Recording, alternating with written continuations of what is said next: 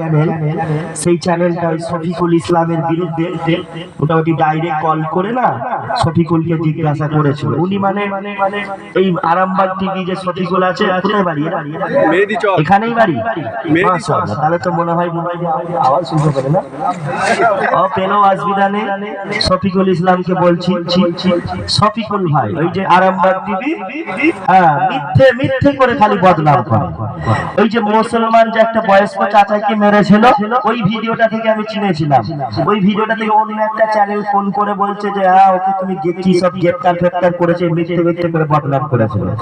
ও ধরা পড়ে গেল, ও ফোন কেটে দিয়েছিল, অথচ সেই মানুষটা ঘরেতেই ছিল, গ্রেফতার হয়নি। তারপরে ও চ্যানেল আমি ঢুকে দেখলাম, ওই আরামবাগ টিভির চ্যানেলে ঢুকে দেখছি শুধু সব খালি বিজেপির গুণগান চলছে। দেখে মনে হলো মুসলমানদের একদম কঠোর বিরোধী বিজেপি দালাল। এরা আসলে মুসলমান নয়, এরা হচ্ছে মুনাফিক। এদের নাম আছে শফিকুল, নাম আছে করিমুল, নাম আছে জব্বার, নাম আছে সরকার, নামে মুসলমান, কর্মের দিক থেকে মুনাফিক।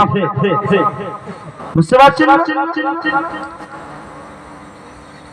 আমাদের এলাকার লোকেরা তো ওই জন্য অনেক ওই সাইডের লোকেরা, উলুবেড়িয়া সাইডের লোকেরা বলে পা কাছে পেলে ছুটিয়ে লাল করে দেবো, ছুটিয়ে লাল করে দেবো, মারবে ধরে হাওড়ার দিকে গেলে পারে।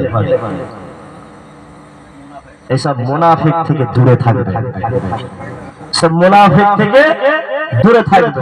হয় আল্লাহ তাকে হেদায়েত করুক, নাই তো আল্লাহ তাকে ধ্বংস করে। একজন মুসলমান অপর মুসলমানের কখনো খারাপ চায় না।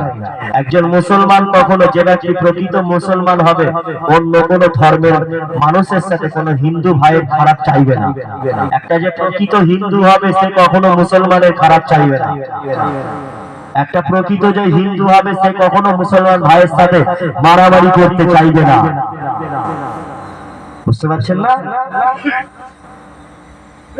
আল্লাহ রাসূল সাল্লাল্লাহু আলাইহি সাল্লামের কাছে এজন্য যখন কোন কাফেরও আসতো, তখন হুজুর তাদের সাথেও খারাপ আচরণ করতেন না, ভালো আচরণ, সৎ আচরণ করতেন, করে তাদেরকে বিদায় দিতেন।